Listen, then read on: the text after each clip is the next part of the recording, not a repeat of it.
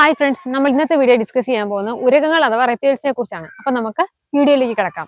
നമുക്കറിയാം, cold blooded ആയിട്ടുള്ളതും മുട്ടയിടുന്നതും ശരീരത്തിൽ സ്കെയിൽസ് കാണപ്പെടുന്നതും കട്ടിയുള്ള പുറന്തോട് കൂടിയുള്ളവയുമാണ് നമ്മൾ ഉരകങ്ങൾ അഥവാ റെപ്റ്റൈൽസ് എന്ന് പറയുന്നത്. ഇവയ്ക്ക് ഉദാഹരണമാണ് പാമ്പ്, പല്ലി, ഉടുമ്പ് തുടങ്ങിയവയെല്ലാം.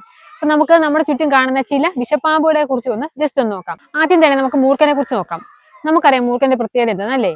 വികസിപ്പിക്കാൻ കഴിയുന്ന പത്തി, അതുപോലെ തന്നെ ഈ പത്തിക്ക് പിന്നിലായി പരസ്പര ബന്ധിതമായ 2 വളയങ്ങളും, അതുപോലെ തന്നെ കഴുത്തിന് താഴെയായി 2 ബന്ധിതമായ വളയങ്ങളും. ഇനി മറ്റൊന്നാണ് രാജവെമ്പാല. രാജവെമ്പാലയുടെ പ്രത്യേകത എന്താണെന്ന് വെച്ചാൽ ഇതിന്റെ തലയുടെ മുകളിലായിട്ട് ഇൻവേർട്ടഡ് വി ഷേപ്പിലായിട്ട് ഒരാകൃതി, അതുപോലെ തന്നെ 5 മീറ്റർ വരെ നീളം, കരുത്തിരുണ്ട ശരീരം, ഇടയ്ക്കിടയ്ക്ക് വീതിയുള്ള ബാൻസും കാണുന്നു.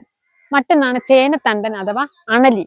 അണലിയുടെ പ്രത്യേകത എന്താണെന്ന് വെച്ചാൽ നല്ല വലിപ്പമുള്ള ത്രികോണ ആകൃതിയിലുള്ള തല, അതുപോലെ തന്നെ ശരീരമാസകലം ചെങ്ങല പോലെയുള്ള വളയങ്ങളും ഇരുണ്ട നിറവും. ഇനി മറ്റൊന്നാണ് നമ്മുടെ കടൽപ്പാമ്പുകൾ.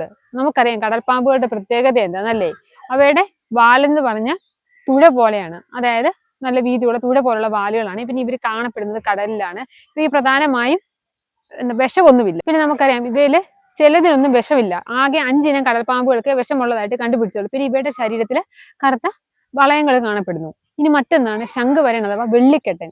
ഈ പേര് പോലെ തന്നെ ശരീരത്തില് നല്ല വെള്ള നിറത്തിലുള്ള കട്ടിയുള്ള വെള്ള നിറത്തിലുള്ള വളയങ്ങൾ കാണുന്നു. അതുപോലെ തന്നെ ഇരുണ്ട നിറവുമാണ് ഇവയ്ക്കുള്ളത്.